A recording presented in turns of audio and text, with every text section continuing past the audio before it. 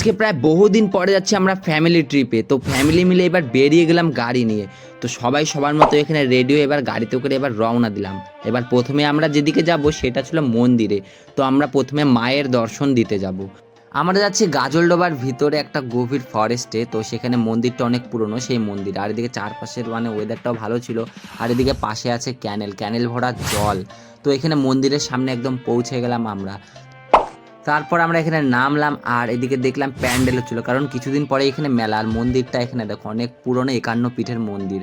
তো আমরা এখানে প্রথমে এবার গেলাম ভিতরে, আর সামনেই দেখে একজন চেনা মানুষকে দেখতে পেলাম। এই সেই চেনা মানুষ, অনেকটা ম্যাচ খাচ্ছে কারো মুখের সাথে।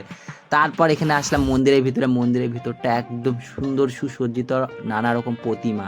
এখানে অনেক সুন্দর লাগতেছিল আর মনটা অনেক শান্তি লাগছিল এখানে এসে। আর এখানে ছিল একটা গাছ, অনেক জাগ্রত গাছ, দেখতেই পারছো গাছটার লুক। বাই দা ওয়ে, এই ট্রিপটা নিয়ে আরও কিছু ভিডিও আসবে। তো আজকে ভিডিও এটুকু ছিল, টাটা।